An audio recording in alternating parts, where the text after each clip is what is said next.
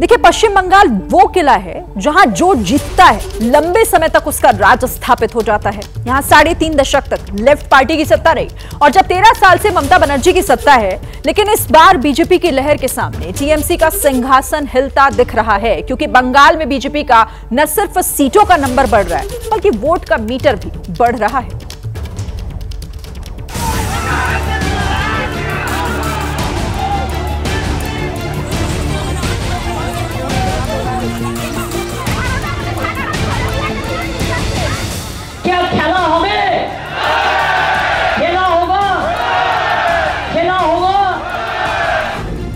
पश्चिम बंगाल में ममता बनर्जी कई सालों से खेला होबे का नारा दे रही हैं। खेला होगा, खेला होगा। लेकिन अब एग्जिट पोल के नतीजों को देखकर लगता है कि बंगाल में खेला टीएमसी का नहीं, टीएमसी के साथ होने जा रहा है। एबीपी न्यूज सी वोटर के एग्जिट पोल में पश्चिम बंगाल की 42 लोकसभा सीटों में से बीजेपी को इस बार 23 से 27 सीटें मिलती दिख रही हैं। वहीं टीएमसी को 13 से 17 और कांग्रेस को 1 से 3 सीट मिल सकती हैं। अगर ये आंकड़े 4 जून को नतीजों में तब्दील हुए तो ममता बनर्जी और उनकी पार्टी के लिए किसी बड़े सेटबैक से कम नहीं होगा। 2024 के लोकसभा चुनाव में एनडीए एक कमाल करने जा रहा है। एग्जिट पोल के जो आंकड़े सामने आ रहे हैं, अगर वो नतीजों में बदलते हैं तो नया इतिहास बीजेपी रचेगी। 2014 में 2 सीट थे, 2019 में 18 सीटें हुई और अब एग्जिट पोल के नतीजे बता रहे हैं कि 2024 में एनडीए यानी कि बीजेपी की अगर हम बात करें, एनडीए की बात करें, तो ये जो सीटों का आंकड़ा है 23 से 27 तक पहुंच सकता है, जबकि टीएमसी की यहां पर बड़ी गिरावट देखने को मिल रही है और 13 से 17 सीट पर ही आ रही है।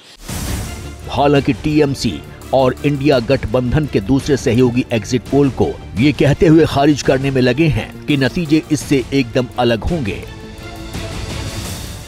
एनडीए 2 जो बना मोदी जी के नेतृत्व में दूसरी बार 2019 में, उसको सबक सिखाने वाली वोट है ये वोट। 4 तारीख को जब नतीजे आएंगे तो इसके जो नतीजे होंगे चौंकाने वाली होंगे। सबसे बड़ा जो चुनाव का अनुमान था, एग्जिट पोल का अनुमान था वेस्ट बंगाल के मामले में। अब एक टीवी चैनल ने बीजेपी को 121 दिया था, दूसरे ने 148 दिया था, तीसरे ने 115 दिया था, चौथे ने 185 दिया था, पांचवें ने 132 दिया था, छठवें ने उनको 115 दिया था, सातवें ने 160 दिया था, आठवें ने 192 दिया था, नौवें ने 185 दिया था और 10वें ने 135 सीट दिया था। ये वेस्ट बंगाल का एग्जिट पोल है। सारे के सारे नतीजे बिल्कुल बुरी तरीके से ध्वस्त हुए, गलत साबित हुए और मात्र 77 सीट बीजेपी की आई।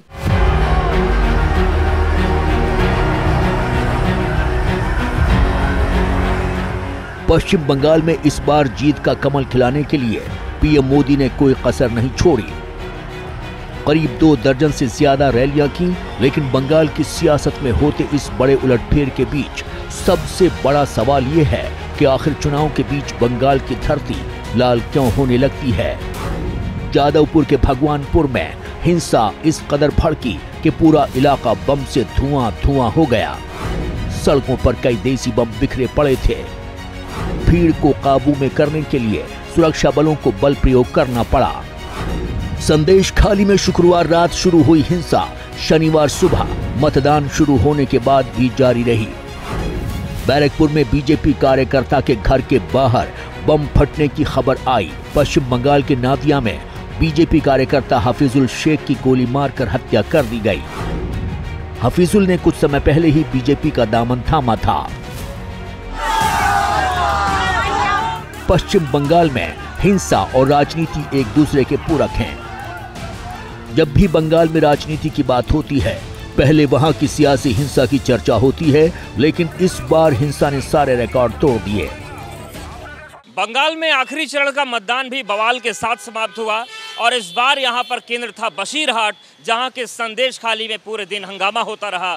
लाठी डंडे चले, यहां तक कि फायरिंग की खबरें भी सामने आईं। लेकिन ऐसा नहीं है कि केवल समापन ही बवाल के साथ हुआ। शुरुआत इसकी 17 मार्च को हो गई थी, यानी कि पहले चरण की वोटिंग के 2 दिन पहले। कई लोकसभा क्षेत्र ऐसे हैं जहां पर हंगामा होता रहा, मारपीट होती रही, मारपीट का सिलसिला चलता रहा और हालात यहां तक आए कि ईवीएम को पानी में फेंकने तक की बातें सामने आ गईं। क्योंकि बंगाल में जब जब हिंसा भड़की है, बीजेपी और टीएमसी दोनों एक दूसरे के निशाने पर रहे हैं। लेकिन एक सच ये भी है कि ममता बनर्जी ने बीजेपी को चेताने और अपने कार्यकर्ताओं को उकसाने का कोई मौका नहीं छोड़ा। जब बात बंगाल में CAA को लागू करने की आई तो ममता बनर्जी ने खुलकर इसका विरोध किया। रूल्स नोटिफिकेशन में अगर हम देखेंगे कि ये डिप्राइव कर रहा है लोगों का अधिकार को, तो हम उसको खिलाफ में लड़ेंगे। लेकिन अभी चुनाव जब आते हैं, एक कुछ गाप गप करते हैं, ये भी एक गाप गप है, लेकिन असली पौधा किसी को नहीं मिलेगा। CAA का इतना विरोध क्यों किया? CAA को लेकर इतना झूठ क्यों बोला? इतना झूठ क्यों फैला रहे हैं? सभी शरणार्थियों को आन बान शान के साथ भारत की नागरिकता मिलेगी, ये मोदी की गारंटी है।